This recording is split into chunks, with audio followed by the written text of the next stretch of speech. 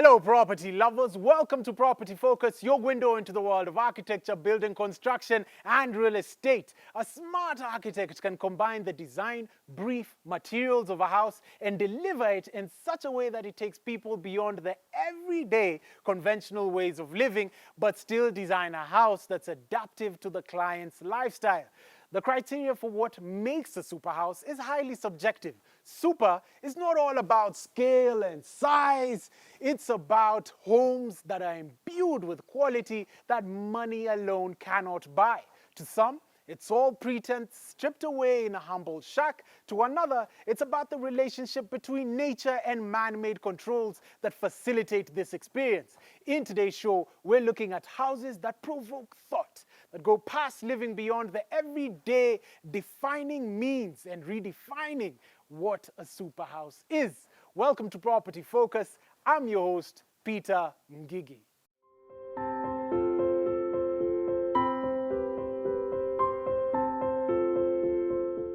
First off, a property with a view of the city and a canopy of clouds, infinity edge pools with 600 feet of watery bliss wrapped around the rooftop, accented with palm trees and deck chairs. Interested to see what I'm talking about already? Let's hear from architect Aleem Manji, who designed this uniquely beautiful house I'm talking about. Let's go and have a chat with him. And welcome to Property Focus, architect Aleem. Thank you. I'm glad to be here. So what was the criteria when building and designing this unit? Well, the criteria was to get something that actually worked to begin with. The site was intriguing. It was a very interesting shape for a site. It had a bit of a slant towards it and a river right at the bottom, but then it widened out quite a bit. And it had this little bit of a nubbin right at the top. So we had a brief, as you do. The developer wanted to get X amount of units. He had a couple of stipulations. Stipulation number one, he wanted them to be duplexes. We had done a project with him prior, which were duplexes. He was very happy with them. So he felt if we could carry that on to this particular project, then he'd be even happier. So he wanted duplexes. He wanted them to go as high as was allowed. And he wanted them to be connected in some way. In the previous project we had done with him, we had created a skywalk, which is about, I think, 8 stories in the air, where we had 3 towers connected by little bridges, so that while you're walking on the bridge, you're looking straight down and you're looking at 8 floors, which is quite breathtaking, really good feeling. Well, not for me, I'm afraid of heights, but for most people, it was actually quite nice. So we took that and started working on it. Normally when you work on an apartment setup, you have a couple of things that you need to start with. Your grid positions, your parking facilities, because parking very much determines what's happening to the rest of the apartments, and privacy, space. So eventually, after a few back and forth designs and ideas, we came up with the idea of having 9 towers. But then 9 towers is just 9 towers. Yeah. You're connected by the ground, but what else? So then we looked at the plot, and I figured the way we've set them out, kind of patterned a horseshoe. So extrapolating from our previous project, we thought, why not give it a cap and connect all the towers? But if we're going to give it a cap, why not be a bit ambitious about it? Let's put a swimming pool. Yes, so what we ended up with, actually when I presented the idea to the developer, it was where I was expecting to be told, I like it, but it might be a little bit on the ambitious side. But like a shot, he said, this is brilliant, this is what we're going to go with. So now we have a massive, I think probably the biggest swimming pool in terms of sheer length in any residential development in the country, and it sat on the 19th story with an infinity edge, meaning that you can go right up to the edge and look straight down. And I wonder why I did that, because like I said, I'm afraid of heights. But it's looking absolutely beautiful at the moment. So yes, that's pretty much our take back from the brief in terms of the actual overall shape. What was your first encounter with a superhouse? When I was at university, I actually studied at the University of Nairobi. I interned at a firm called Studio Infinity Architects with Sandeep Rehal and Gurvinder Manku. They had done a house called Radha Desh, which is right next to the village market. And I saw that and it blew my mind because I looked at that and I thought, this is a house? How is this a house? It's a monument. It was beautifully done, the extrapolation of the geometries and the spaces and the use of a cone and the way they played with the prism to intersect with the cone. And then, more importantly, internally, the spaces they had created. We have this thing in architecture called interpenetration of space, where you have a lounge space, for example, with a family room on the upper level. That connection of space is what makes a space. That's quality space. I walked into that, I remember going there and I thought, wow, okay, this is a super house. And it was. I think for me, definitely one of the super houses still in Nairobi. Now, architects are becoming more and more bolder with their designs. What's the uptake in the Kenyan market? One of the biggest things that changed is we got computer-aided design, CAD design. And the amount of stuff you can actually do with CAD versus having to sketch it out manually and seeing how it would actually work, it's light years ahead. But what does that do for you? It allows you to visually see what you're building, what you're designing, I should say. And because of that, it allows you to be able to go a little bit crazier, for lack of a better word. So as far as architects are concerned, it's a natural progression because you don't have that trial and error issue you used to have before, which is I've got this big tracing paper, I've got a pen, I want to draw things, that doesn't work, I'm going to scratch it off or rub it off and do it all over again. I can make that mistake in 3 seconds. And if it doesn't work for me, in another 3 seconds, I have another option.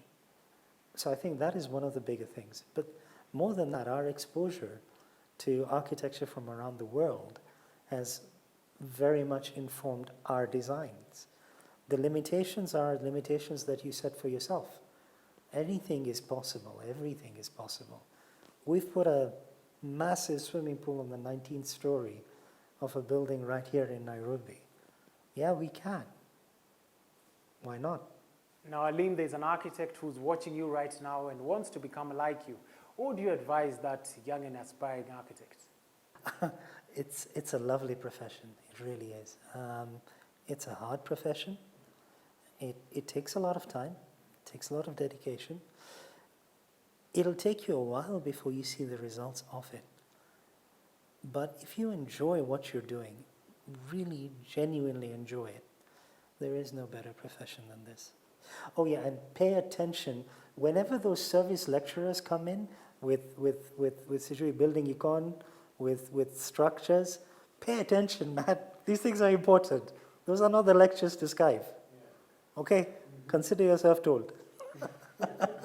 And wonderful. Thank you for coming on to Property Focus. Welcome. Excellent. Now, is there another house that can top that design? Let's see in just a bit. We're taking a short commercial break, but when we're back, a review of another property. What is a superhouse? Stay tuned.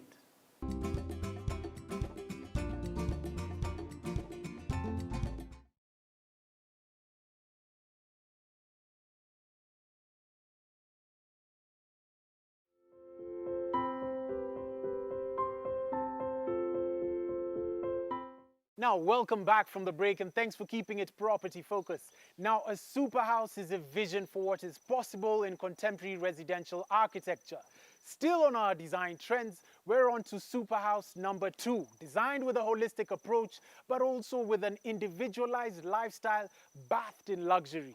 Let's have a look and have a chat with one of the contractors and the architect on this particular project. And welcome to Property Focus, Kigo. Glad to be here. Brilliant. Tell us about yourself. I'm an architect working in the architectural field. Been working for 12 years now. Now, as a modern architect, so to speak, how are you breaking away from standard ways of building processes?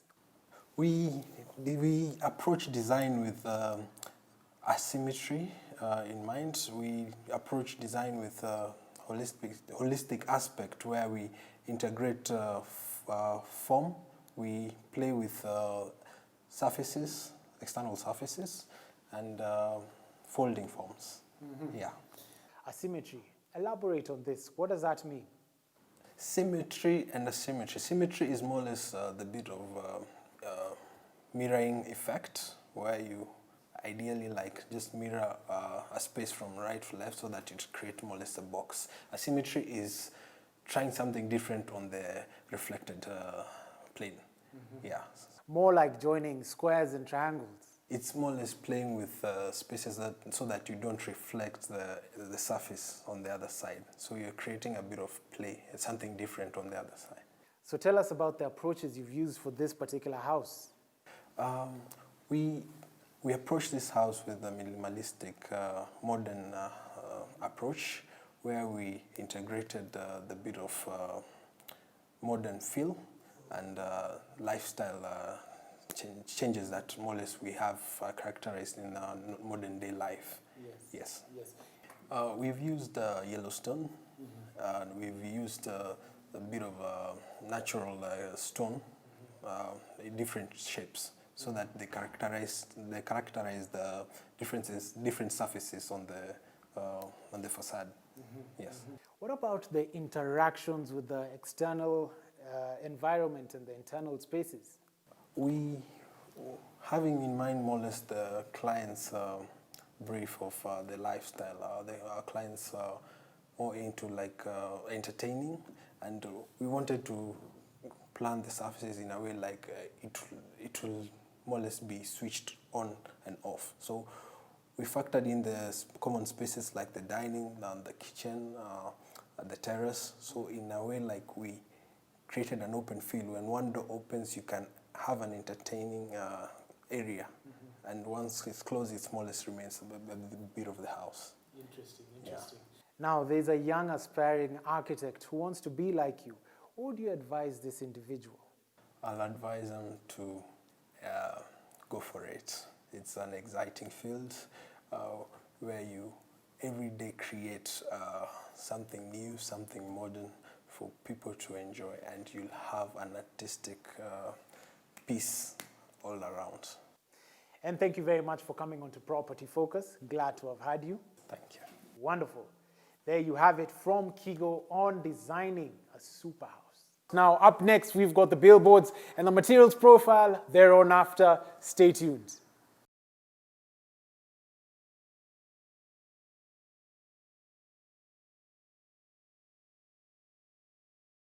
Have you ever thought of owning a home at the Kenyan coast? What if we told you you could? Pazuri at Vipingo is a master-planned holiday and residential estate strategically located in Vipingo off the Mombasa-Malindi Highway. The estate consists of 372 affordable and luxurious units with a choice of 2, 3, and 4-bedroom villas, and residents enjoy easy access to the amenities of the adjacent world-class Vipingo Ridge. Pazuri at Vipingo is ideal for holiday makers, investors, diplomats, and homeowners.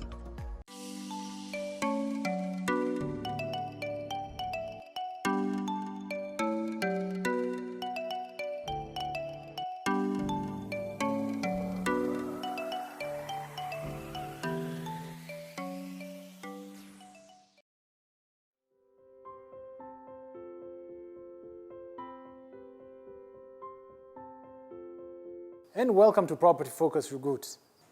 Tell us about yourself. My name is Rugut, project manager for this particular project. Now, the Superhouse client is very specific to what it is they want with materials. What's your take on that? Yeah, you're right. The Superhouse client is really specific and particular in terms of, the Superhouse itself, it's a Superhouse. So we are looking at the range of finishes, the end product of how that house will look like. It has to come out super. So we are looking at the range of modern finishes, all through from flooring, the types of flooring the client would want, the types of sanitary fittings, the WCs, the showers that the client would want, the modern one, and you know, the quality sanitary fittings for a modern house. We're also looking at the lightings, you know, for the living rooms and the rest of the spaces in the house. And we are narrowing this into a range of 2 ranges, particularly for this project. We are looking at Italian range of finishes and Indian range of finishes. When looking at the flooring, we have blended for this particular project 2 ranges of finishes from Italy and from India. We are getting flooring solutions from Italy. Our joinery fittings are from Italy, but we're also blending all our sanitary ware and our light fittings from India. So doing these 2 ranges of finishes gives us a very wonderful, you know, super house at the end of it. List some of the items that these super clients like. When we're looking at the materials, we are looking at the interior and the exterior, and when it comes to interior, our flooring has a combination of marble flooring and tile flooring. And all these floorings are from Italy range. We're also looking at the sanitary ware, things to do with WC. We've done concealed units, the tubs, the showers, the vanity tops. All these are materials are from India. We're also looking at the joinery in terms of the cabinets, the vanity tops, the kitchen. And the kitchen is actually a blend of Italy and India, the cabinets and the marble on top of it. But we're also looking at the light fittings, which we're also getting it from Indian. It's an Indian range of light fitting. Yeah, but when we come to the exterior, we've actually done a local finish. We've done a textured paint on the interior and a blend of tiles also for the exterior walling. What are some of the challenges you've encountered with contracting for a super house? Some of the challenges we face on a day-to-day basis, of course, number one is getting these materials. 50% of them are from outside the country. Sometimes there are delays here and there, and we end up not completing the project on time. But also number two, a super client is a super client. I mean, they once in a while comes with colleagues.